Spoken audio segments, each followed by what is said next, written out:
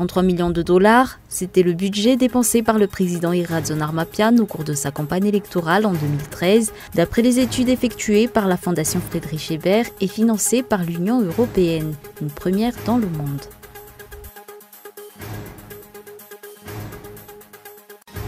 Demain et après-demain, les agents des douanes dans toute la grande île passeront à la grève générale et pour cause, ce mois-ci, le salaire de près de 98 agents des douanes ont été suspendus. L'ouragan Maria, qui a frappé Porto Rico en septembre dernier, a fait près de 3000 morts sur l'île dans les 6 mois qui ont suivi la catastrophe. Un bilan officiel publié hier, bien loin des 64 morts initialement rapportés.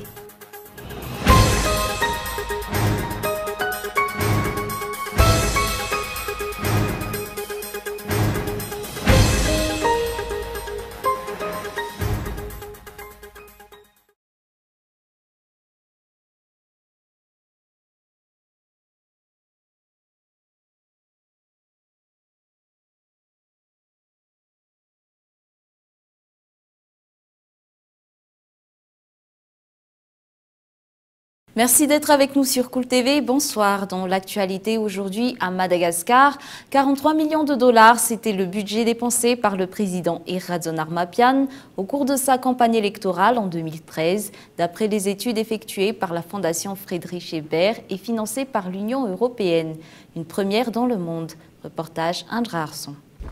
Le budget utilisé lors de la campagne électorale de Iratxe Armapian lors de l'élection présidentielle de 2013 a atteint les 43 millions de dollars, d'après le résultat d'études publiées il y a 2 semaines par la fondation politique allemande Friedrich Ebert et traité dans l'article de RFI Afrique hier.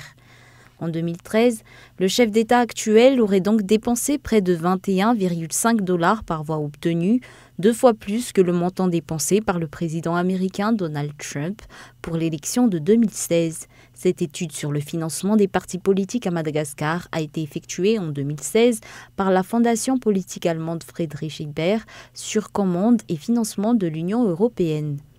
La Fondation Friedrich Ebert a publié sur sa page Facebook une capture d'écran d'un tableau de l'étude comparant les dépenses de campagne présidentielle du président malgache actuel et celles des autres grands dirigeants du monde. D'après les résultats de cette étude, le président Iratxe Armapian tiendrait la première place, suivi de Uhuru Kenyatta, président du Kenya. Le président américain Donald Trump arrive à la 4e position. L'ancien président de l'Afrique du Sud, Jacob Zuma, se trouve à la 6e place et l'ancien président français, Nicolas Sarkozy, est classé à la 8e position. D'après Marcus Schneider, représentant résident de la Fondation Friedrich Ebert à Madagascar, à l'origine de la publication de l'extrait de l'étude, je cite, « Ce que ce tableau a montré, c'est que le candidat victorieux en 2013 à Madagascar a dépensé plus d'argent par électeur que les candidats en France, en Allemagne ou aux États-Unis. Le grand problème de ce chiffre, c'est qu'il n'y a aucune transparence là-dessus. On ne sait pas d'où vient cet argent. En politique, c'est toujours la grande question, car celui qui paie, c'est aussi celui qui commande. » Fin de citation. La question qui se pose est alors qui a financé la campagne électorale du parti HVM en 2013 et est-ce que ce financement est encore d'actualité pour l'élection qui va avoir lieu le 7 novembre prochain. Toujours dans l'actualité politique, aucune loi ne pousse un chef d'institution à démissionner s'il se présente comme candidat à une élection. Le responsable concerné devrait toutefois avoir l'obligeance de respecter l'éthique politique et donner sa démission pour respecter l'égalité des candidats, d'après un juriste. Les détails dans ce reportage de Feizour Rafali. La Constitution ne prévoit que le remplacement du chef d'État en exercice qui se porte candidat à l'élection présidentielle par le biais de son article 46. Cependant, aucune loi ne contraint un chef d'institution, à l'exemple du président de l'Assemblée nationale, à démissionner s'il se porte candidat à la présidentielle. Et pourtant, il devrait y avoir une égalité entre tous les candidats, raison pour laquelle le responsable concerné devrait respecter l'éthique politique et donner sa démission, d'après un juriste. Mais il est dit dans la Constitution que le président de la République, s'il veut se porter candidat à sa succession, il doit démissionner. Mais ce texte ne prévoit pas la même chose concernant les chefs d'institution, dont le président de l'Assemblée nationale, ni du Sénat, il y a d'autres chefs d'institution. Mais toujours est-il que quelqu'un qui se porte candidat à une telle place, à tel poste, devrait démontrer déjà au peuple comme quoi il a une éthique politique, que c'est quelqu'un de correct, même si le texte ne prouve pas ça, il va démontrer à tout le monde que vous voyez, même si le texte ne dit pas ça, je suis correct, je démissionne parce que la concurrence devrait être pour tout le monde la même. Donc moi je suis correct et je démissionne. Pour rappel, un chef d'institution bénéficie d'un avantage financier considérable, ce qui pourrait le favoriser en tant que candidat à l'élection, à l'instar des fonds spéciaux, en plus de son salaire et des différentes indemnités. D'après les informations reçues, le salaire et les avantages mensuels du président de l'Assemblée nationale atteignent les 16 millions d'ariars, dont 2 400 000 ariars de salaire, 600 000 ariars d'indemnités de crédit de communication et 12 à 15 millions d'ariars d'indemnités compensatrices de carburant.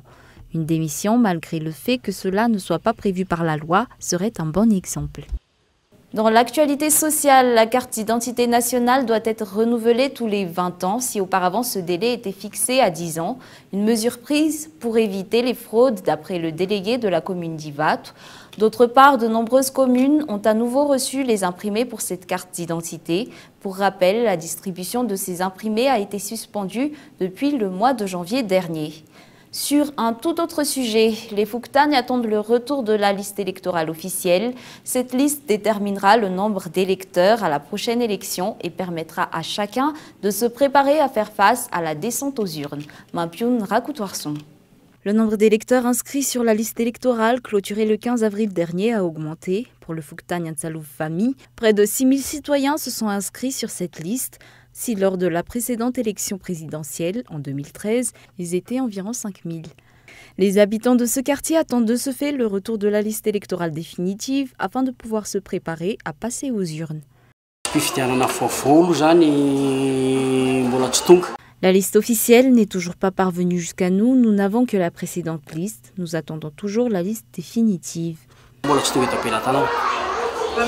D'autre part, le Fouktan Lalambi et ses environs attendent également le retour de la liste électorale définitive afin de connaître le nombre officiel des électeurs inscrits sur cette liste.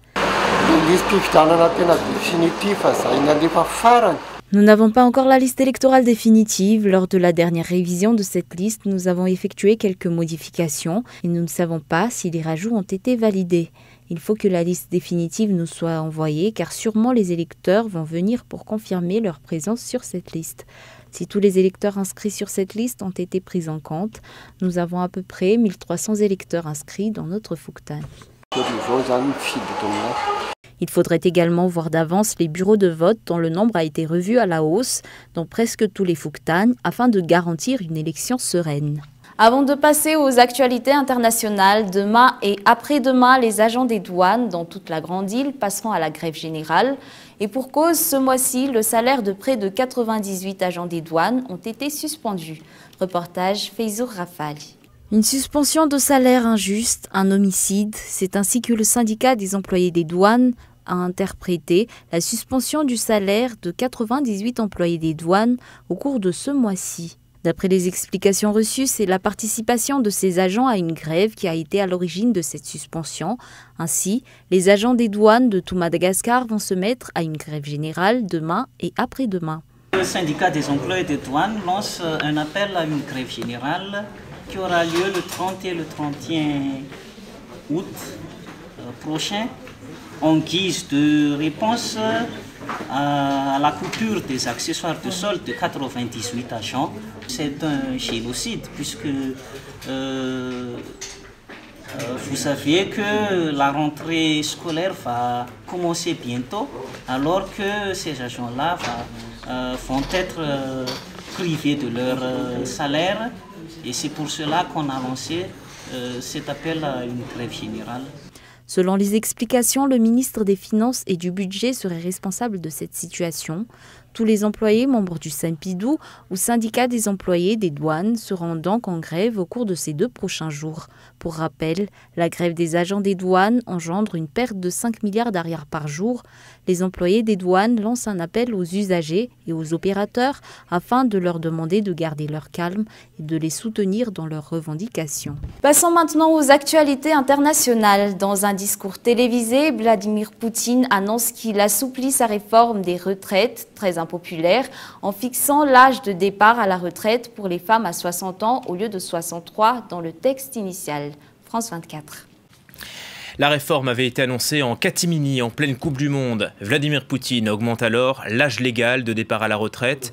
Une mesure brutale, impopulaire. Elle avait fait chuter la cote de popularité du président russe et provoqué des manifestations. Surprise, ce mercredi, Poutine recule à moitié. Écoutez.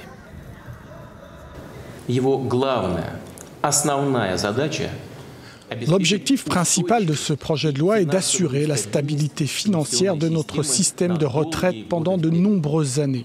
Ce qui signifie non seulement maintenir les mêmes taux de pension, mais aussi les augmenter pour les retraités actuels et futurs. La réforme des retraites, outre d'autres dispositions, prévoit une augmentation progressive de l'âge de la retraite. Je comprends à quel point ces problèmes sont importants pour des millions de personnes, pour chaque personne. C'est pourquoi je m'adresse directement à vous. L'ouragan Maria, qui a frappé Porto Rico en septembre dernier, a fait près de 3000 morts sur l'île dans les 6 mois qui ont suivi la catastrophe. Un bilan officiel publié hier, bien loin des 64 morts initialement rapportés. Les détails en images dans ce reportage de France 24. Un bilan 46 fois supérieur à celui qui avait été présenté il y a presque un an. Après l'ouragan Maria en septembre 2017, les autorités de Porto Rico avaient évalué le nombre de morts à 64. Aujourd'hui, selon une étude indépendante validée par le gouvernement, 2975 personnes auraient péri dans les 6 mois suivant la catastrophe. Un chiffre qui prend en compte les décès causés directement et indirectement par l'ouragan. Sont comptabilisés par exemple les personnes décédées alors qu'elles n'avaient pas eu accès à des médecins ou à des pharmacies après le drame, ou encore celles qui, faute d'électricité, n'ont pas pu être maintenues en vie par les respirateurs artificiels. À l'époque, le gouvernement fédéral avait beaucoup été critiqué pour son manque de réactivité. Il est temps de montrer de la solidarité à tous ceux qui ont perdu de la famille ou des amis.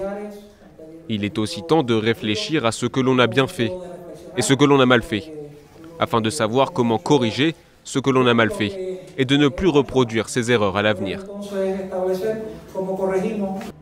Durant plusieurs mois, de nombreux habitants de l'île ont été privés d'électricité et d'eau potable et n'avaient pas accès aux routes. Une situation alarmante qui aurait à l'époque été sous-estimée par Donald Trump. 2 semaines après la catastrophe, le président américain s'était rendu à Porto Rico, qui est l'un des 5 territoires appartenant aux États-Unis. Sa gestion de la crise avait été critiquée. Ces images du président tout sourire, lançant du papier essuie-tout à la foule, avaient fait le tour du monde. Donald Trump avait également été accusé d'avoir donné la priorité au Texas et à la Louisiane, touchés un peu plus tôt par l'ouragan Harvey. Revenons brièvement sur les grands points de ce journal. 43 millions de dollars, c'était le budget dépensé par le président Erazón Armapián au cours de sa campagne électorale en 2013, d'après les études effectuées par la Fondation Friedrich Ebert et financée par l'Union européenne. Ce mois-ci, le salaire de près de 98 agents des douanes ont été suspendus. Ainsi, une grève générale va être tenue par tous les agents des douanes de la Grande Île, demain et après-demain. L'ouragan Maria, qui a frappé Porto Rico en septembre dernier, a fait près de 3000 morts sur l'île dans les 6 mois qui ont suivi la catastrophe. Un bilan officiel publié hier, bien loin des 64 morts initialement rapportés. Et ce soir, ne manquez pas le film qui sera diffusé sur Cool TV, intitulé Pyramide. Regardons ensemble la bande-annonce. Aucune autre tombe ne fut profanée. Dites-leur surtout de ne pas l'ouvrir. Jusqu'à aujourd'hui. Il dit qu'on peut pas entrer là-dedans. Je t'en prie, c'est la découverte du siècle. Vous êtes tarés de penser que j'irai pas là-bas avec vous. Restez groupés. Et surtout ne touchez à rien. Regarde-moi ça. Qu'est-ce que c'est? Ces inscriptions racontent une histoire. C'est un avertissement. Pour avertir de quoi? Il semble avoir été construit dans un but précis. Empêcher de sortir quiconque y pénétrera. Vous avez entendu ça?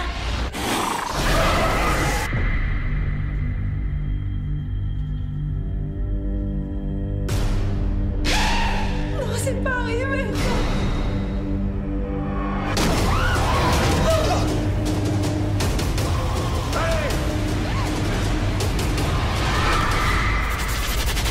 Et c'est la fin de ce journal. Merci de votre attention. Bonne soirée à tous et excellente suite de programmes en compagnie de Cool TV.